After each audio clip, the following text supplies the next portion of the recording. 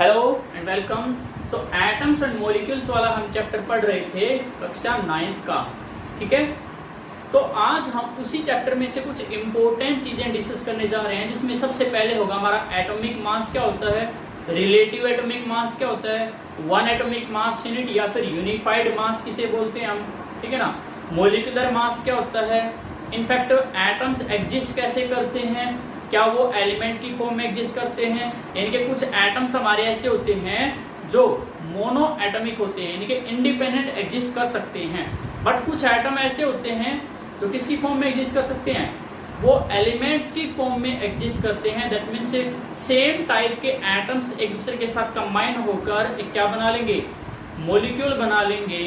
जैसे hydrogen gas है वो H2 की फॉर्म में एग्जिस्ट करती है, बट हीलियम गैस है वो He यानी कि मोनोएटॉमिक है, उसकी फॉर्म में एग्जिस्ट कर सकती है। तो हाइड्रोजन कैसी है, डायएटॉमिक है, वो हम डिस्कस करेंगे। ठीक है ना, फिर molecules of elements, molecules of compound, valency क्या होती है, कैसे हम फॉर्मूला बनाते हैं, एटमिसिटी क्या होती है, ये सारी चीजें आज हम डिस्कस करने जा रहे हैं। तो शुरुआत करते हैं सबसे पहले एटॉमिक मास से। जैसा मैंने पिछले वीडियो लेक्चर में बताया था कि जो एटम्स होते हैं बहुत ही स्मॉल होते हैं, छोटे होते हैं, तो उनको देख पाना ही मुश्किल है। ठीक है ना, तो उनका एटॉमिक मास, इनके एक एटम का मास हम कैसे मेजर करेंगे। तो हमें क्या करना है, हम जब कभी भी किसी भी एटम का मास मेजर करते हैं या उसके बारे में डिस्कस करते हैं, तो उसके एटॉमिक मास, एग्जैक्ट मास की बात ना करके हम रिलेटिव एटॉमिक मास की बात करते हैं। रिलेटिव का मतलब होता है किसी एक एटम का मास अगर हमें बताना है तो किसी दूसरे एटम के मास के साथ कंपेयर करके बताते हैं। तो पिछले वीडियो लेक्चर में मैंने डिटेल में डिस्कस किया था। सबसे पहले हाइड्रोजन को रेफरेंस सेट किया था, उसके बाद किसको रेफरेंस माना था, ऑक्सीजन को रेफरेंस माना था। लेकिन 1961 में कार्बन को एज ए रेफरेंस चूज किया। ठीक है ना, कि जितने भी एटम्स का अगर हम मास बताएंगे तो हम कार्बन 12 आइसोटोप के मास के साथ कंपेयर करके बताएंगे। अब कार्बन 12 का मास होता है 12 ग्राम, तो उसका भी 1/12 कर दिया हमने। तो 12 का 1/12 करेंगे तो कितने यूनिट आएंगे, 1 यूनिट। उसको बोल दिया हमने 1 एटॉमिक मास यूनिट है। अब जब कभी भी हमें किसी दूसरे एटम का मास बताना होगा तो हम क्या करेंगे, हम कंपेयर करके बताएंगे with the mass of 1/12 of mass of carbon atom. ठीक है ना, क्योंकि उसी को क्या माना है मैंने, 1 यूनिट माना है। ठीक है, मान लो कोई फ्रूट सेलर है, फ्रूट बेच रहा है, आपकी गली में कोई फ्रूट बेचने आया, लेकिन उसके पास कोई मेजरिंग यूनिट नहीं है, तो वो क्या करता है, वो एक तरबूज लेता है और वो कहता है, वाटरमेलन लेता है, कहता है कि इसका मास मैं 12 मानता हूं, इसको मैं रेफरेंस मानता हूं, और इसका मास कितने यूनिट मान रहा हूं, मैं 12 यूनिट मान रहा हूं। और उसने उसके एग्जैक्टली 12 इक्वल हिस्से कर दिए। तो 12 उसका टोटल मास था ना 12, उसके 12 हिस्से कर दिए, तो एक पार्ट का मास कितना होगा, 1 यूनिट कहलाएगा। ठीक है ना, अब उसने कहा कि मैं इसको रेफरेंस मानता हूं, 1 यूनिट मेरी रेफरेंस है। अब जितने भी फ्रूट देगा वो उस 1 यूनिट के साथ कंपेयर करके देगा। ठीक है ना, मान लो आपको 1 किलोग्राम क्या लेने, एप्पल लेने हैं, किलोग्राम छोड़ दो क्योंकि ग्राम की बातें नहीं कर रहे, 1 यूनिट एप्पल लेनी है आपने। तो 1 यूनिट एप्पल क्या कहेगा कि मेरी 1 यूनिट इस तरबूज के इस 1 यूनिट के इक्वल है। ठीक है ना, मान लो एप्पल कितने रुपए पर यूनिट दे रहा है, 50 रुपए पर यूनिट दे रहा है, 50 RS पर यूनिट। तो अगर किसी को आपको 10 यूनिट एप्पल चाहिएगी तो क्या करेगा वो, भाई वो 10 यूनिट कैसे मेजर करेगा, 10 पार्ट ले लेगा वाटरमेलन के, और उसके साथ मास, उसके साथ कंपेयर करके एक तरफ क्या रखेगा, 10 पार्ट रखेगा, वो छोटे छोटे तरबूज के जो पार्ट किए थे, और दूसरी तरफ क्या रखेगा, एप्पल रखेगा। तो क्या किया यहाँ पर, जो एप्पल दी है, एप्पल का मास भी बताया हमने, वो किसके साथ कंपेयर करके बताया है, 1/12 ऑफ मास ऑफ वाटरमेलन। ऐसे ही एलिमेंट के साथ होता है, एटम के साथ होता है। मान लो मुझे सोडियम का मास बताना है, तो मैं क्या करूंगा, मैं बोलूंगा कि सोडियम का मास 23 टाइम्स हैवियर है, किससे, 1/12 of mass of carbon 12 isotope. क्योंकि कार्बन 12 का कितना मास रेफरेंस माना हमने, रेफरेंस कार्बन 12 को माना ना, तो कितना माना है मैंने, 12 यूनिट है। तो उस 12 यूनिट को 12 से डिवाइड कर दो तो 1 यूनिट आ जाएगा। सोडियम का मास 23 होता है, तो उसको हम कैसे डिफाइन कर सकते हैं कि ये 23 जो है, ये सोडियम का मास जो है 23 टाइम्स है, 23 टाइम्स हैवियर है, किससे, 1/12 ऑफ मास ऑफ कार्बन 12। तो होप आपको थोड़ा बहुत समझ में आ रहा होगा, ठीक है। तो क्या था 1961 में carbon 12 isotope was chosen as the standard reference for measuring atomic mass. तो पहला तो एक नंबर में क्वेश्चन पूछ सकता है कि स्टैंडर्ड यूनिट किसको माना, तो स्टैंडर्ड यूनिट किसको मान रखा है अब तक, यानी कि नाउ ए डेज, तो किसको माना है कार्बन 12 आइसोटोप। आइसोटोप क्या होते हैं, आइसोटोप अगले वीडियो लेक्चर में बताऊंगा, हम उसके बारे में डिस्कस करेंगे, फिलहाल मैं उसकी डेफिनेशन बता रहा हूँ। आइसोटोप का मतलब होता है, आइसो मीन सेम, टोप मीन्स एटॉमिक नंबर, यानी कि atoms of same element which have same atomic number but different mass number, यानी कि एक ही एलिमेंट के एटम ऐसे हो सकते हैं जिनका एटॉमिक नंबर तो सेम है बट मास क्या है, डिफरेंट हो सकता है। जैसे कार्बन के 3 आइसोटोप होते हैं, कार्बन 12, कार्बन 13, कार्बन 14। तो कार्बन के सभी एटम्स का मास तो 6 है, सॉरी जो एटॉमिक नंबर है वो तो 6 है, बट मास क्या है, डिफरेंट है, एक का 12 है, एक का 13 है, एक का क्या है 14। तो यहाँ पर कौन सा लिया हमने, कार्बन 12 आइसोटोप लिया जिसका मास कितना है 12 ग्राम, ठीक है। तो 1 एटॉमिक मास यूनिट यानी कि AMU 1 AMU या फिर यूनिफाइड मास यानी कि U। So 1 atomic mass unit और unified mass, it is the mass unit equal to 1/12 यानी कि 1/12 the mass of 1 atom of carbon 12 isotope. तो कार्बन 12 आइसोटोप का मास कितना है 12 ग्राम। तो 12 का हमने क्या कर दिया 1/12 ही कर दिया, तो कितना यूनिट आएगा, 1 यूनिट आएगा। और जो 1 यूनिट आई है उसको हमने क्या बोल दिया 1 एटॉमिक मास यूनिट या फिर यूनिफाइड मास, जिसको किससे लिखते हैं AMU या फिर U से। तो ये वाली डेफिनेशन काफी इंपॉर्टेंट है, इसमें क्वेश्चन में आएगा what do you mean by the 1 atomic mass unit. So 1 atomic mass unit is the 1/12 of mass of carbon 12 isotope. अब इसको रेफरेंस माना है, तो किसी भी एटम का मास किसके साथ कंपेयर करके बताऊंगा, इसी के साथ कंपेयर करके बताऊंगा, ठीक है। अब मास मैंने बताया था, एग्जैक्ट नहीं बताते, रिलेटिव बताते हैं, रिलेटिव किसी के साथ कंपेयर करके, ठीक है ना। The relative atomic mass of all the elements have been found with respect to an atom of the carbon 12। किन्हीं भी एलिमेंट का अगर हमें मास बताना है तो किसके साथ कंपेयर करके बताएंगे, कार्बन 12 के मास के साथ कंपेयर करके बताएंगे, और उसका मास भी कितना 1/12 करके, ठीक है। तो रिलेटिव एटॉमिक मास की डेफिनेशन क्या हुई, ये भी पूछी जा सकती है आपसे। Relative atomic mass of the atom of an element is defined as average mass of the atom as compared to 1/12 of mass of 1 carbon 12 atom। यानी कि क्या कहा इसने कहा, एक बार इसको पॉज करके इसका स्क्रीनशॉट ले लो, ठीक है, ले लिया, आगे बढ़े। क्या कहा इसने कहा किसी भी एलिमेंट का लेट्स सपोज मुझे मास बताना है, तो मैं क्या करूंगा, मैं कार्बन 12 के मास का 1/12 ले लूंगा और उसके साथ कंपेयर करके बता दूंगा। यानी कि क्या कहा इसने, रिलेटिव एटॉमिक मास, जैसे मैंने किसका बताना है, मान लो मैंने बताना है हीलियम का बताना है, हीलियम का मास बताना है, रिलेटिव एटॉमिक मास, तो मैं क्या कहूंगा हीलियम का मास भी कितना है 4 है। कैसे पता चला मुझे 4 है, क्योंकि जब मैंने हीलियम के मास को कंपेयर किया किसके साथ 1/12 of mass of 1 carbon atom, इनके एक कार्बन एटम के मास के 1/12 के साथ मैंने कंपेयर किया, तो मैंने पाया कि हीलियम का मास इससे 4 गुना है। तो मैंने क्या कह दिया कि भाई हीलियम का मास कितने यूनिट है 4 यूनिट है, ठीक है। लेट्स सपोज मैंने ऑक्सीजन का मास निकालना है, किसका मास निकालना है ऑक्सीजन का, मुझे नहीं पता ऑक्सीजन का मास कितना है, मुझे नहीं पता, ठीक है। तो मैं क्या करूंगा, मैं ऑक्सीजन का मास 1/12 of mass of carbon atom के साथ कंपेयर कर लूंगा, और जितने टाइम्स इससे वो हैवियर होगा वही किसका मास होगा, ऑक्सीजन का मास होगा। तो जब ऑक्सीजन के मास को 1/12 of mass of 1 carbon atom के साथ कंपेयर किया, तो हमें मिला ये 16 टाइम्स हैवियर है, 16 टाइम्स हैवियर है किससे, यानी कि इससे 16 टाइम्स क्या है हैवियर है। तो इसका मास क्या बोल दिया मैंने 16 बोल दिया। मान लो मैंने कोई और ले लो, जैसे कैल्शियम का मास कैल्शियम का मास पता लगाना है, तो मैं क्या करूंगा, मैं कैल्शियम के मास को किसके साथ कंपेयर करूंगा, I will be comparing the mass of calcium with 1/12 of mass of 1 atom of carbon 12 isotope. तो मैंने देखा कि ये 40 टाइम्स भारी मिला इससे, तो मैंने क्या बोल दिया कि कार्बन का मास कितना है, सॉरी कैल्शियम का मास कितना है, 40 यूनिट है, 40 ग्राम। तो ऐसे ये रिलेटिव एटॉमिक मास हमने फाइंड आउट कर लिए। तो आपको लगभग जो फर्स्ट 20 एलिमेंट्स हैं उनका मास पता होना चाहिए, क्योंकि जब हम क्वेश्चन करेंगे या मॉलिक्यूल्स का मास निकालेंगे तब हमारे लिए हेल्पफुल होंगे।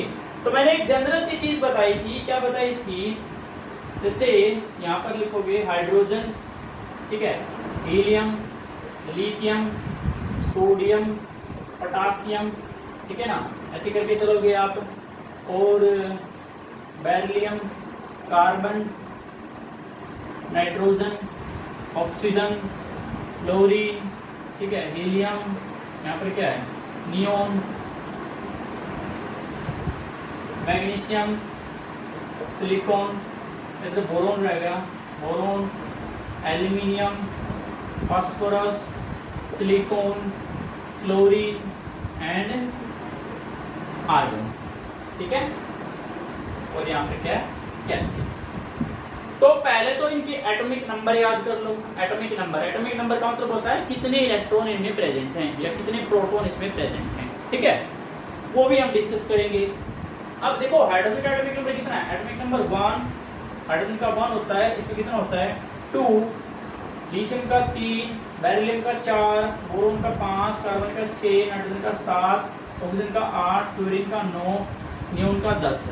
सोडियम का कितना होता है 11, ऐसे 12, 13, 14, 15, 16, 17, 18, 19, 20। तो ये फर्स्ट 20 एलिमेंट है। ये जो मैंने रेड कलर में लिखे हैं ये इनके एटॉमिक नंबर है, एटॉमिक मास नहीं है, एटॉमिक नंबर है ये वाले क्या है, तो ये लिखे हैं मैंने, ये क्या है, एटॉमिक नंबर। एटॉमिक नंबर का मतलब होता है कितने नंबर ऑफ इलेक्ट्रॉन है या फिर कितने नंबर ऑफ प्रोटॉन है।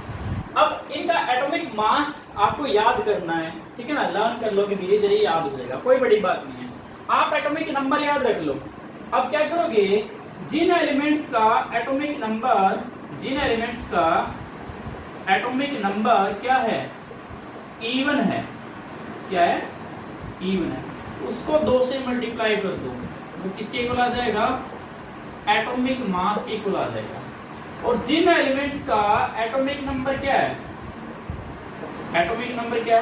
ओड है, ठीक है, ओड नंबर है 1, 3, 5 ऐसे, तो क्या कर दोगे, उसके एटॉमिक नंबर को 2 से मल्टीप्लाई करके 1 ऐड कर दोगे, तो क्या आ जाएगा, एटॉमिक मास आ जाएगा, ठीक है। जैसे अब ये एक जनरल कॉन्सेप्ट है, ये कैसा कॉन्सेप्ट है, जनरल कॉन्सेप्ट। और मैंने बताया था जनरल कॉन्सेप्ट क्या होते हैं भाई, कहीं ना कहीं लग भी सकते हैं, कहीं कहीं वो फेल भी हो सकती हैं, ठीक है ना।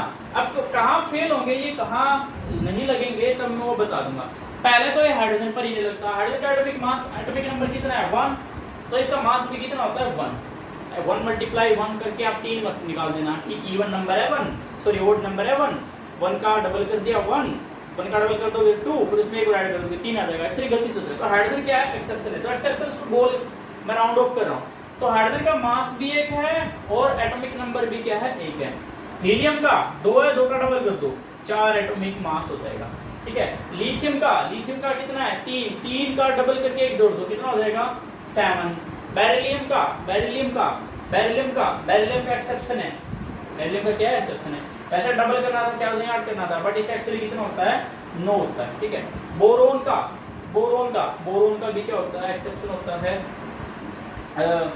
नहीं बोरोन के 2 आइसोटोप आप 11 ही लिख दो, 5 दूनी 10 प्लस 1 11, बोरोन का कितना है 11। कार्बन का डबल कर दो 12, नाइट्रोजन का भी डबल करना है, वैसे डबल करके इसमें इवन नंबर ऑड नंबर है ना ये, तो ये डबल करके आप करने जाओगे कि डबल कर दिया कितना होगा 14 में 1 जोड़ दिया कितना होगा 15, पर 15 इसका कितना होता है 14 होता है, ठीक है। तो ये भी क्या है, एक्सेप्शन है। ऑक्सीजन का 16 सिंपल डबल कर दो, फ्लोरीन का डबल करके 1 ऐड कर दो, ऑड नंबर है ना, तो 9 दूनी 18 और 1 19 है। नियोन का, नियोन क्या इवन नंबर है, सिंपल डबल कर दो कितना हो जाएगा 20, ठीक है। सोडियम का, सोडियम ओड नंबर है, डबल करके एक जोड़ दो कितना हो जाएगा 23। यहाँ लिखूं जगह नहीं है, यहाँ लिख देता हूँ। सोडियम का कितना है 23, ठीक है। मैग्नीशियम का डबल कर दो, 12 है, 12 दूनी 24, तो मैग्नीशियम का कितना हो जाएगा 24। एल्यूमिनियम का इवन नंबर है, डबल करके एक जोड़ दो, 13 दूनी 26 और 1 27, ठीक है। सिलिकॉन का डबल कर दो 28। फास्फोरस का 15 दूनी 30 प्लस 1 31। सिलिकॉन का 16 दूनी 32, सॉरी सिलिकॉन नहीं है, सल्फर है ये, सल्फर है ये, सल्फर है, ठीक है। क्लोरीन का 35.5, 30.5, ठीक है। आर्गन का 40, ये भी एक्सेप्शन है, ये भी एक्सेप्शन है, आर्गन का कितना होता है 40 होता है, ठीक है। कैल्शियम का 39, 19 दूनी 38 और 1 जोड़ दोगे तो ये एक्सेप्शन नहीं है, वैसे बोला हो गया, ठीक है ना। कैल्शियम का कितना होता है डबल कर दो 40, ठीक है। तो दोबारा लिख देता हूँ, यहाँ पर थोड़ा सा क्या हो गया गड़बड़ हो गई है, ठीक है। गड़बड़ कैसे 5 लिख दिए मैंने कुछ ज्यादा भी, तो आपको समझ में नहीं आ रहा होगा, एक बार हाइड्रोजन का कितना है मास, ऊपर मास नंबर लिखते हैं, नीचे एटॉमिक नंबर लिखते हैं, तो हाइड्रोजन का एटॉमिक नंबर भी 1 है और मास भी कितना है 1 है। हीलियम का एटॉमिक नंबर 2 है, मास नंबर कितना है 4 है, ठीक है जी। लिथियम का एटॉमिक नंबर 3 है और मास नंबर कितना है, मास नंबर 7 है, ठीक है। बेरिलियम का एटॉमिक नंबर कितना है 4 है, बेरिलियम का एटॉमिक नंबर कितना है 4 है, लेकिन मास नंबर कितना है 9 होता है, एक्सेप्शन है, डबल वाला रूल नहीं लगेगा, ठीक है। बोरोन का एटॉमिक नंबर 5 है, 5 का डबल कर दो, 1 जोड़ दो कितना हो जाएगा 11 मास नंबर। कार्बन का एटॉमिक नंबर 6 है, 6 का डबल कर दो 12, ठीक है। नाइट्रोजन का 7 है, सिंपल डबल करना है 40, ये भी एक्सेप्शन नहीं है, ठीक है। ऑक्सीजन का एटॉमिक नंबर 8 है, मास नंबर कितना है 16। फ्लोरीन का एटॉमिक नंबर 9 है, 9 दूनी 18 प्लस 1 19, ठीक है जी। और यहाँ पे कौन आएगा, हीलियम तो वहां गया, हीलियम को यहाँ भी लिख सकते हो, हीलियम 2 4। नियोन का कितना होता है 10 का डबल कर दो 20, ठीक है। यहाँ पे कौन है सोडियम का एटॉमिक नंबर 11 दूनी 22 और 1 23, ठीक है। यहाँ पे कौन आएगा मैग्नीशियम का 12 का डबल कर दो 24, ठीक है। एल्यूमिनियम 13 होता है एटॉमिक नंबर, 13 का डबल करके एक ऐड कर दोगे दैट इज 27। कार्बन के नीचे कौन होता है सिलिकॉन का कितना होता है, सिलिकॉन का 14 एटॉमिक नंबर, 14 का डबल कर दो कितना हो जाएगा 28। नाइट्रोजन के नीचे फास्फोरस का क्या है एटॉमिक नंबर कितना है 15, मास नंबर 15 के डबल करके एक ऐड कर दो कितना 31। केस ऑफ ऑक्सीजन सल्फर का कितना है 16 एटॉमिक नंबर, डबल कर दोगे 32। और क्लोरीन का 17 और एटॉमिक मास 35.5 एक्सेप्शन है, ठीक है। आर्गन का एटॉमिक नंबर 20 और मास कितना होता है 40।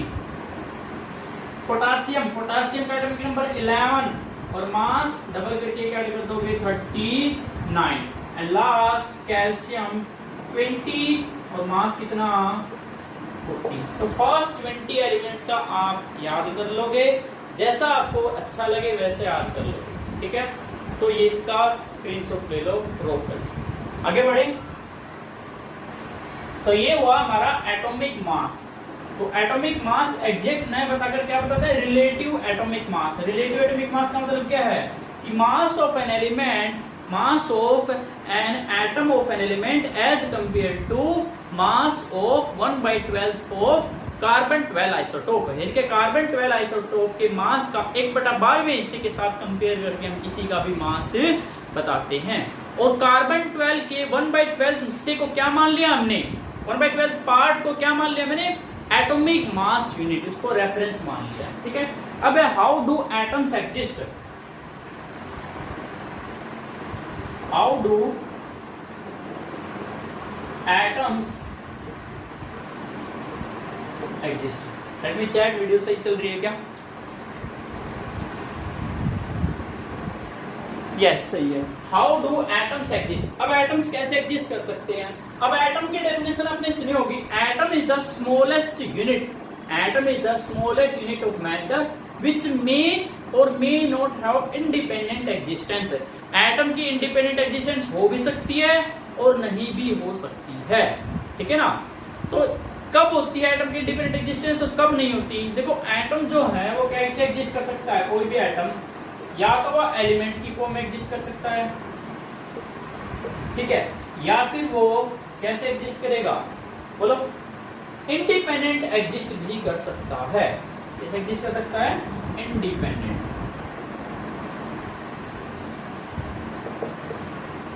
अब इंडिपेंडेंट और एलिमेंट में क्या डिफरेंस है? देखो एलिमेंट जो है वहां पर जनरली बोलते हैं कि जब कोई एटम, पहले इंडिपेंडेंट की बात कर लेते हैं। इंडिपेंडेंट का मतलब है जैसे अकेला किसी दूसरे के साथ ना जुड़ा हो, जैसे आर्गन है, सारी की सारी नोबल गैसेस मतलब helium, neon, argon, krypton, xenon, या फिर मोस्टली मेटल जैसे सोडियम, पोटासियम, ठीक है, आयरन, कैल्शियम, मैग्नीशियम एक्सेट्रा। अब देखो ये क्या है? मोनो एटॉमिक, एक ही एटम से बना है। ये भी क्या है? Mono atomic, mono atomic, mono atomic, mono atomic, सारे के सारे मोनो एटॉमिक हैं। यानी कि कभी जैसे हीलियम का मान लो आपने, हीलियम का एक बलून आपके पास है, तो हीलियम किसमें एटम होते हैं? बहुत सारे एटम एटम एटम। ऐसा नहीं कि हीलियम दूसरे हीलियम के साथ केमिकल बॉन्ड बना के जुड़ा हुआ है, नहीं, वो गलत है, ठीक है। तो ये तो इंडिपेंडेंट एग्जिस्टेंस की बात हो गई। अब देखो कुछ एलिमेंट ऐसे होते हैं, कुछ एटम ऐसे होते हैं जो एलिमेंट्स की फॉर्म में एग्जिस्ट कर सकते हैं, एलिमेंट की फॉर्म में एग्जिस्ट करते हैं, यानी कि वो सिंगल एटम की फॉर्म में एग्जिस्ट नहीं करते, ठीक है। तो उसको क्या बोलेंगे हम? जैसे हाइड्रोजन है, कभी भी हाइड्रोजन एच की फॉर्म में एग्जिस्ट नहीं करेगी, वो कैसे एग्जिस्ट करेगी? H2 की फॉर्म में। मान लो आपके पास कोई सिलेंडर है, उसमें हाइड्रोजन गैस भरी हुई है, तो उसमें हाइड्रोजन के एटम नहीं होते, उसमें हाइड्रोजन के मॉलिक्यूल्स होते हैं। या फिर ऑक्सीजन है, ऑक्सीजन गैस जो आप इनहेल कर रहे हो, सांस ले रहे हो, अंदर की तरफ खींच रहे हो, तो O2 है, ना कि O है, ठीक है। या फिर जैसे फ्लोरीन F2 होती है, क्लोरीन Cl2 होती है, ब्रोमीन क्या होती है? Br2 होती है, आयोडीन क्या होती है? I2 होती है, नाइट्रोजन क्या होती है? N2 होती है। तो ये इंडिपेंडेंट एग्जिस्टेंस नहीं होती इनकी। ये किसकी फॉर्म में है? ये अपने जैसे एटम के साथ केमिकल बॉन्ड बनाया हुआ है, अपने जैसे एक और एटम के साथ, तो ये क्या आपकी एलिमेंट की फॉर्म में एग्जिस्ट करती हैं, ठीक है। तो ये हमारी हुई हाउ डू एटम्स एग्जिस्ट। अब क्या है? अब मॉलिक्यूल्स क्या होता है? Molecules, what is a molecule?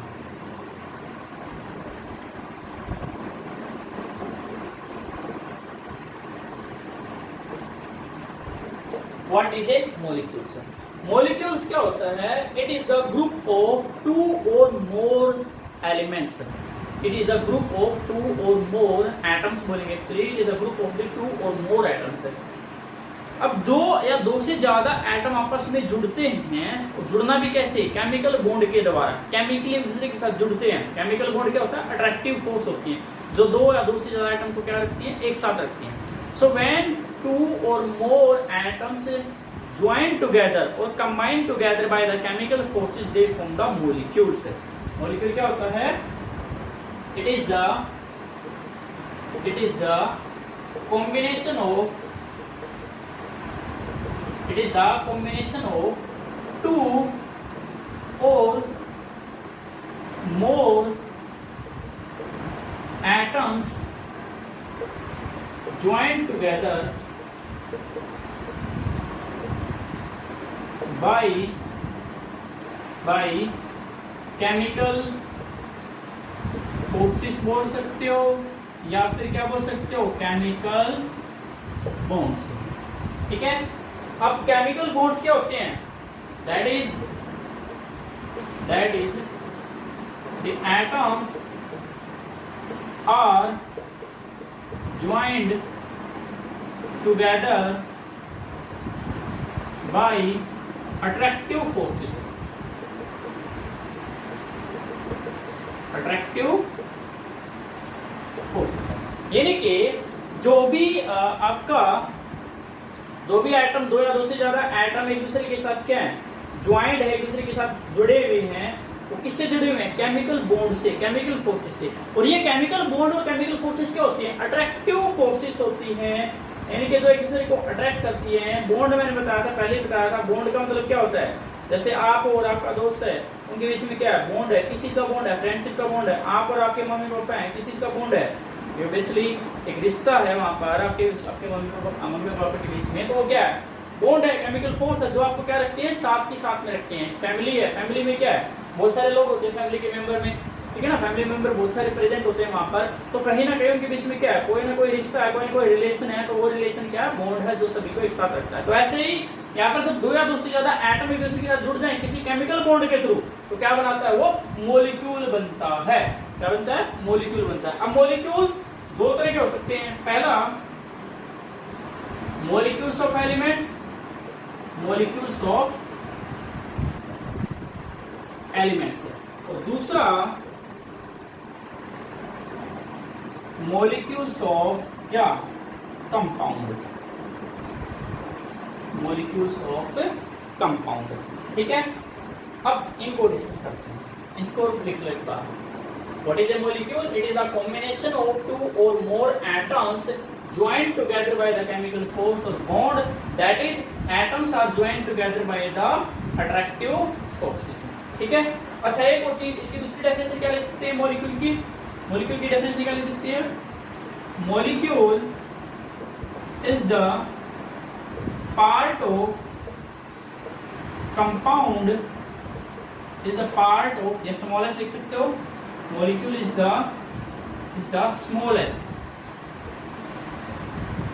smallest part of an element or a compound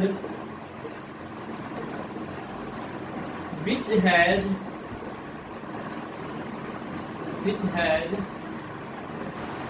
capability to exist independently.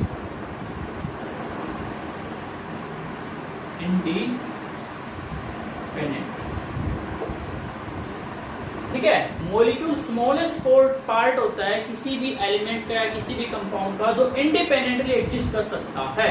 अब एटम में तो क्या बताया था मैंने, इंडिपेंडेंट एग्जिस्ट कर भी सकता है और नहीं कर सकता, लेकिन मॉलिक्यूल हमेशा इंडिपेंडेंट एग्जिस्ट करते हैं। तो that is the definition, another definition of molecule. तो इसको पॉज करके रोक के लिख लो एक बार, ठीक है, स्क्रीनशॉट ले लो इसका। अब डिस्कस करते हैं molecules of elements and molecules of compound. Molecules of elements and molecules of compound, क्या सब सही चल रहा है? Let me check.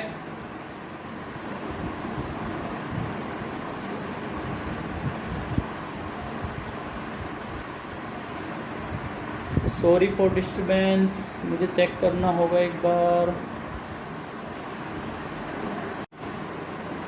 हाँ, तो वहाँ पर थोड़ी सी समस्या थी मीटिंग में और हुई थी। तो क्या डिस्कस कर रहे थे हम डिस्कस कर रहे the elements, sorry molecules of elements. Molecules of elements क्या होते हैं? मॉलिक्यूल्स ऑफ एलिमेंट्स जब बनते हैं जब सिमिलर टाइप्स के एटम एक दूसरे के साथ कंबाइन होते हैं बाय केमिकल बॉन्ड, यानी कि when atoms of same types combine together by a chemical bond they form the molecules of elements. क्या बोला मैंने? When same type of atoms, same types of atoms combine together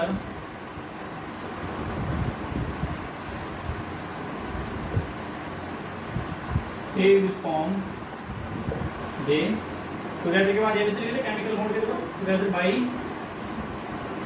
chemical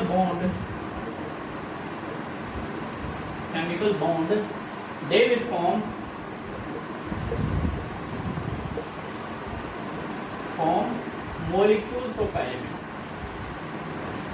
molecules of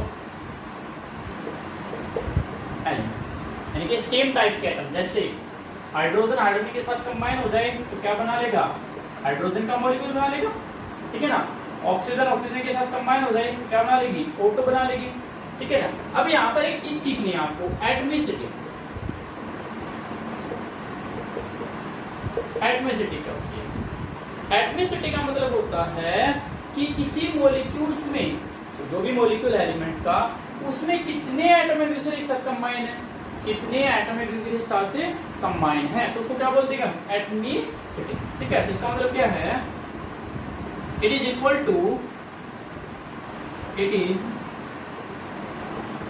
to number of atoms constituting या फिर forming a molecule of an element, यानी कि कितने atom मिलकर एक मॉलिक्यूल बना रहे हैं किसी एलिमेंट का, तो उसको क्या बोल दिया हमने, एटमिसिटी। जैसे यहां पर देखो, ध्यान देना जी, ऑक्सीजन के फॉर्मूले में ये क्या है, ये क्या है, इसकी एटमिसिटी। तो एक क्वेश्चन पूछा जाएगा, कोई भी मॉलिक्यूल दे दिया आपको या नाम दे दिया, उसका एटमिसिटी पूछ लेगा, तो ये आपको नंबर पता होना चाहिए, नंबर दिख रहा है तो उसका मतलब क्या, एटमिसिटी, यानी कि दो ऑक्सीजन के एटम एक दूसरे से कंबाइन होकर क्या बनाया उन्होंने, एक एलिमेंट का मॉलिक्यूल बनाया। जैसे हाइड्रोजन की एटमिसिटी कितनी है, कितने हाइड्रोजन एटम कंबाइन होकर बनाए, दो, तो हाइड्रोजन की एटमिसिटी कितनी है, एटमिसिटी ऑफ हाइड्रोजन कितनी भी, 2, ठीक है। मान लो ओजोन है, ओजोन गैस होती है, ठीक है। ओजोन की लेयर बनी हुई है आउटर एटमॉस्फेयर में, जो हमें हार्मफुल अल्ट्रावायलेट रेडिएशन से बचाती है। तो ओजोन का फॉर्मूला क्या होता है, O3, 3 ऑक्सीजन के एटम के साथ मिलकर क्या बना लिया, एक ओजोन का मॉलिक्यूल बना रखा है। तो इसकी एटमिसिटी कितनी है, 3, इसकी एटमिसिटी कितनी है, 3, ठीक है। लेट्स सपोज फास्फोरस,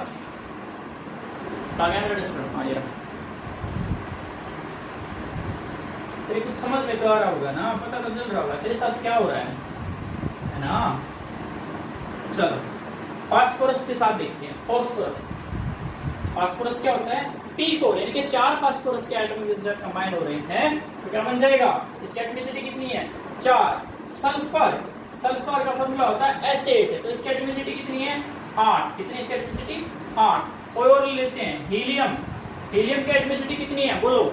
अब मैंने कहा हीलियम के एटम इंडिपेंडेंटली एग्जिस्ट कर सकते हैं, तो यहाँ पर एक ही हीलियम का एटम है, किसी दूसरे से जुड़ा है नहीं, तो हीलियम की एटमिसिटी कितनी हुई, 0, कितनी हुई, सॉरी 1, 0 तो हो ही नहीं सकती, तो हीलियम की एटमिसिटी कितनी हुई, 1, ठीक है। नियोन इसकी एटमिसिटी कितनी है, 1 है, ठीक है ना। और देख लो फ्लोरीन की एटमिसिटी कितनी होगी, 2, ये नंबर देखना है। क्लोरीन की एटमिसिटी कितनी है, 2। आयोडीन, उसकी एटमिसिटी कितनी है, 2, ठीक है ना। तो इस तरीके से हम एटमिसिटी क्या कर सकते हैं, फाइंड आउट कर सकते हैं, ठीक है। तो ये तो हुआ एटम्स ऑफ एलिमेंट्स। अब बात करते हैं, सॉरी मॉलिक्यूल्स ऑफ एलिमेंट्स, अब बात करते हैं मॉलिक्यूल्स ऑफ, सेकंड नंबर क्या था हमारा, molecules of compound. Molecules of compound, compound की फॉर्मेशन कब होती है, कंपाउंड की फॉर्मेशन जब होती है जब 2 या 2 से ज्यादा डिफरेंट एटम एक दूसरे के साथ कंबाइन होते। देखो एलिमेंट में सिमिलर टाइप के एटम कंबाइन हुए थे, है ना, तब क्या बना था, मॉलिक्यूल ऑफ एलिमेंट। लेकिन कंपाउंड में जब 2 या 2 से ज्यादा डिफरेंट टाइप्स के एटम एक दूसरे के साथ कंबाइन होते हैं बाय केमिकल बॉन्ड्स, तो क्या बन जाएगा, मॉलिक्यूल्स ऑफ कंपाउंड। तो क्या लिखूंगा मैं, when 2 or more different atoms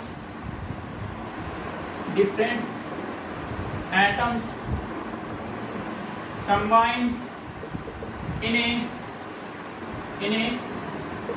definite ratio,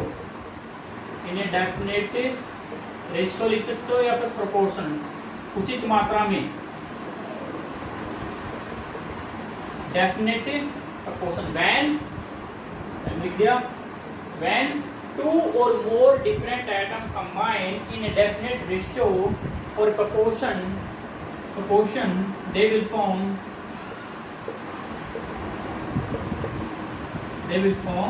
molecule of compound. They will form molecule of compound. ठीक है। अब जो जितने भी एटम कंबाइन हुए हैं, the combining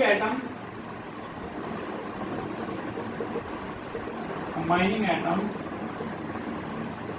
are joined together by इससे केमिकल बॉन्ड से, इससे जुड़े हुए वो केमिकल बॉन्ड से, इस क्या थी वो अट्रैक्टिव फोर्सेस से,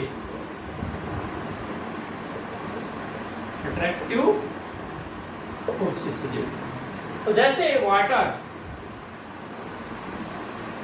में क्या है, दो हाइड्रोजन और एक ऑक्सीजन वाटर यानी कि एक दूसरे से जुड़े हुए हैं, एक दूसरे के साथ, यानी कि इस तरीके से ऐसे जुड़े हुए हैं। तो दो तरह के एटम इसमें, एक हाइड्रोजन है, क्या है, ऑक्सीजन है। तो दो हाइड्रोजन और एक ऑक्सीजन में क्या बनाते हैं, वाटर। जैसे कार्बन डाइऑक्साइड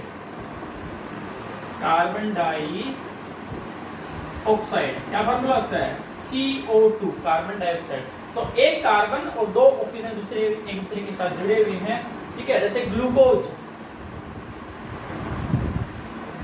का फॉर्मूला क्या होता है, C6H12O6। 6 कार्बन, 12 हाइड्रोजन और 6 ऑक्सीजन एक दूसरे के साथ जुड़ी हुई हैं, क्या बनाती हैं, कंपाउंड बनाती हैं। और उसके एक मॉलिक्यूल का फॉर्मूला क्या है, C6H12O6।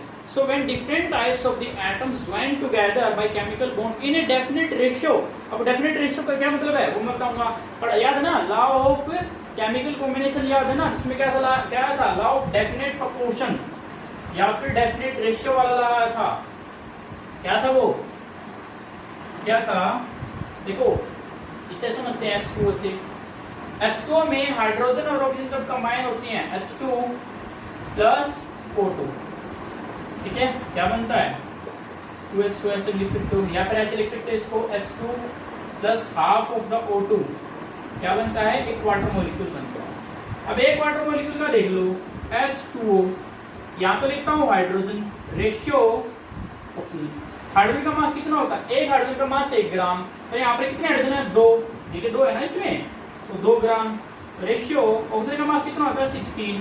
इसको सिंपलेस्ट में कन्वर्ट करोगे, 2 से डिवाइड कर दो, 1:8। यानी कि वाटर जो है, वाटर में 2 हाइड्रोजन और एक ऑक्सीजन कंबाइन होती हैं बाय केमिकल बॉन्ड्स के थ्रू जुड़ी होती हैं। और किस रेशियो में कंबाइन होती है, वो किस रेशियो में कंबाइन होती है, 1:8 में कंबाइन होती है हमेशा, ठीक है। इसे कार्बन डाइऑक्साइड का एग्जांपल ले लेते हैं। दूसरा carbon dioxide gas, CO2 gas, ठीक है। CO2 गैस में क्या है, कार्बन है और ऑक्सीजन है। तो mass of carbon ratio mass of oxygen, carbon का मास कितना होता है, 12, रेशियो एक ऑक्सीजन का मास 16 और यहाँ पर कितनी है, 2, तो 16 × 16 32, कितना हो गया हमारा 32। 4 से डिवाइड कर दो सिंपल रेशियो में ले जाने के लिए, तो यहाँ पर कितना आ जाएगा 3:8। तो CO2 में कार्बन और जो ऑक्सीजन है उसकी रेशियो कितनी होती है, 3:8। जब वो कंबाइन होते क्या बनाते हैं, एक मॉलिक्यूल ऑफ कंपाउंड। एक लास्ट एग्जांपल और देख लो, रोक कर इसको पॉज करके नोट कर लेना, ठीक है। अमोनिया का देख लो, अमोनिया क्या होता है, NH3। तो नाइट्रोजन का मास रेशियो हाइड्रोजन का मास, नाइट्रोजन का मास कितना होता है 14, रेशियो हाइड्रोजन का मास कितना होता है 1 × 3, 1 का 1, 3 है तो 3, तो कितनी रेशियो होगी 14:3 में कंबाइन होकर क्या बनता है, एक मॉलिक्यूल बनता है, किसका, अमोनिया का, ठीक है।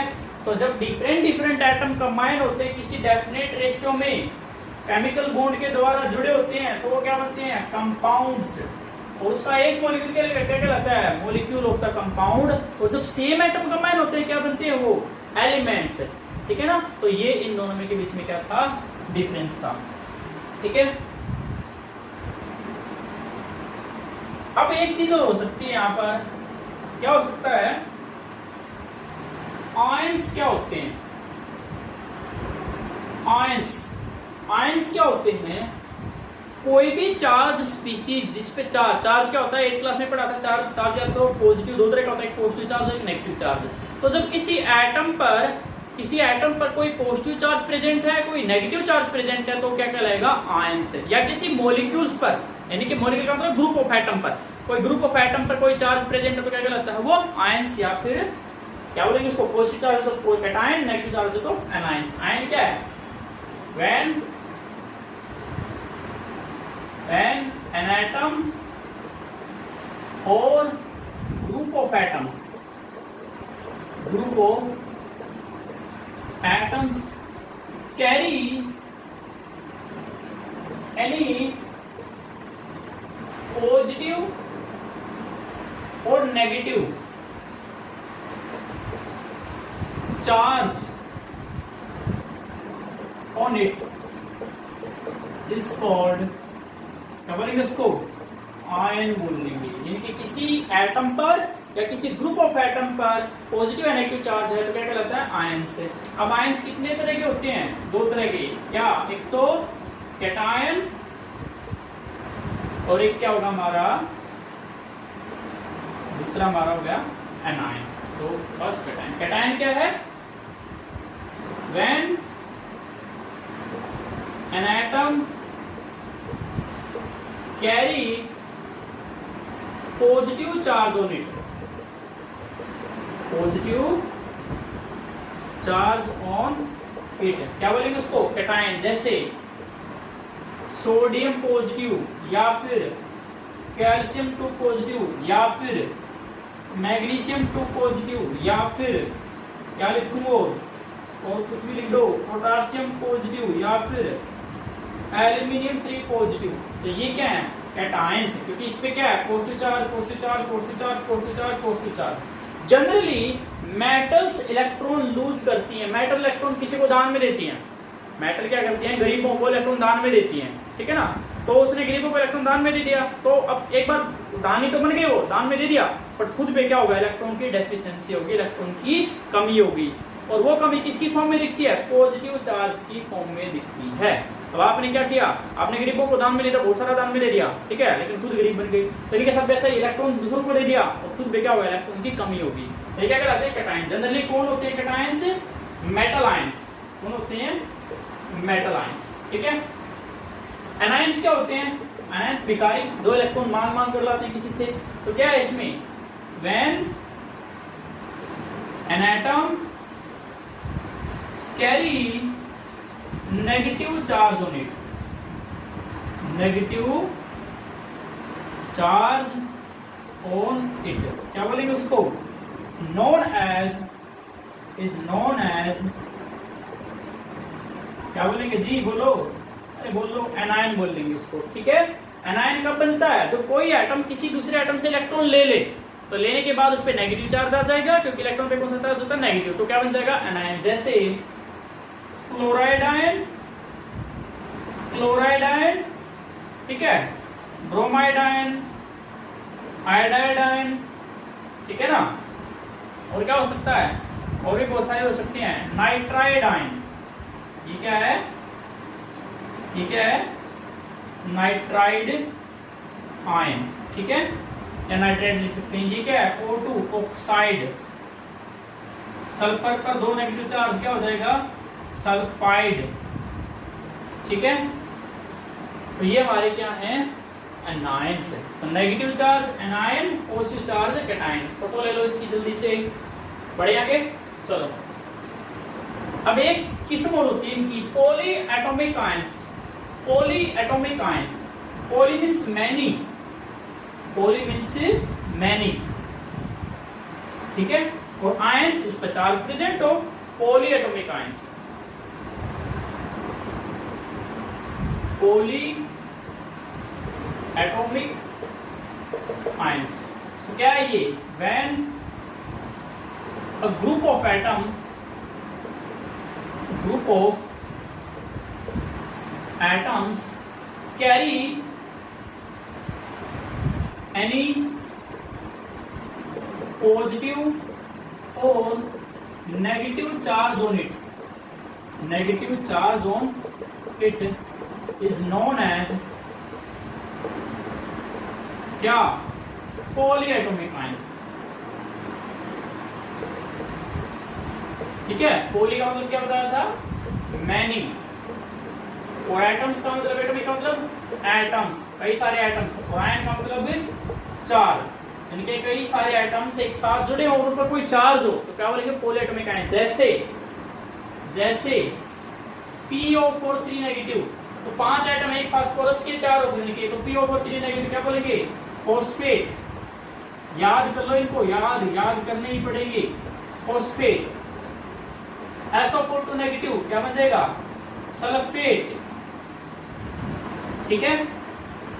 SO3 2 नेगेटिव, SO3 देखो, अरे लिखने का तरीका भी आना चाहिए। ये S बड़ा, O बड़ा, 3 इसके पैर में, यानी कि एक सल्फर 3 ऑक्सीजन एटम, और ऊपर इसके ऊपर क्या है? चार्ज प्रेजेंट है।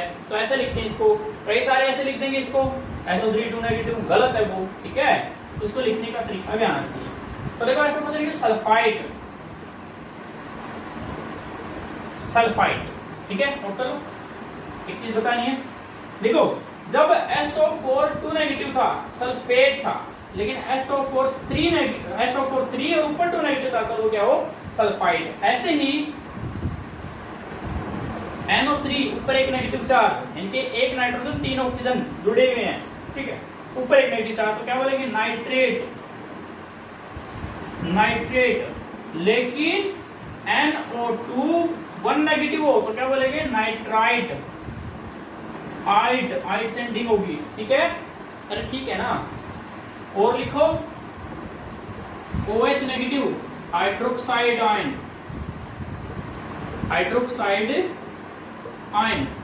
ठीक है जी। और क्या हो सकता है? Yes, NH4 positive, ammonium ion,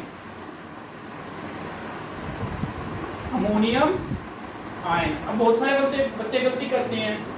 ये एल्यूमिनियम 3 पॉजिटिव, ये एक तो पॉलीएटॉमिक आयन नहीं है, एक सिंगल एटम है, उसके 3 पॉजिटिव चार्ज है, कैटायन है सिंपल। ये एल्यूमिनियम आयन है,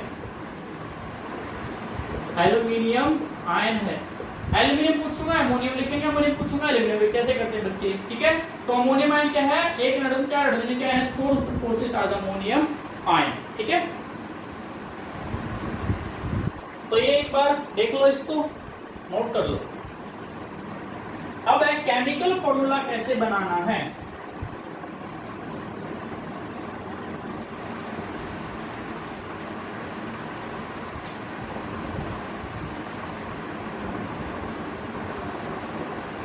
हाउ टू फॉर्म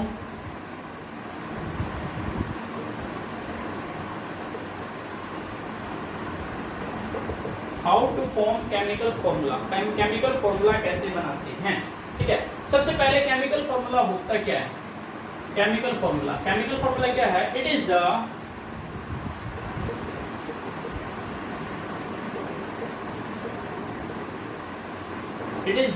symbolic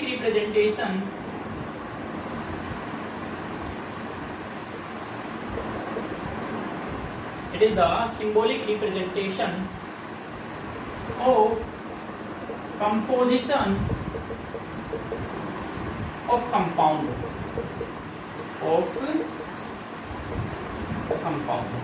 यानी कि कोई कंपाउंड है उसको सिंबल्स की फॉर्म में लिखना, ठीक है ना। सिंबल्स की फॉर्म में लिखना क्या कहलाता है? केमिकल फॉर्मूला कहलाता है। केमिकल फॉर्मूला क्या बताता है? केमिकल फॉर्मूला ये बताता है कि किसी कंपाउंड में किस टाइप के एटम है, कितने एटम हैं और किस रेशो में वो एक दूसरे के साथ जुड़े हुए हैं। जैसे मीथेन गैस का फॉर्मूला क्या होता है? CH4, मीथेन गैस का। तो मीथेन गैस में एक कार्बन है और 4 क्या है? हाइड्रोजन है। किस रेशो में जुड़े हुए हैं वो भी देख लेते हैं। देखो, कार्बन का मास कितना होता है? 12, ठीक है। हाइड्रोजन का मास 1 और 4, हाइड्रोजन प्रेजेंट 4, यानी कि किस रेशियो में हो गए 3:1 रेशियो में इसमें जुड़े होते हैं। ठीक है, फॉर्मूला कैसे बनाना है ये नेक्स्ट वीडियो लेक्चर में बना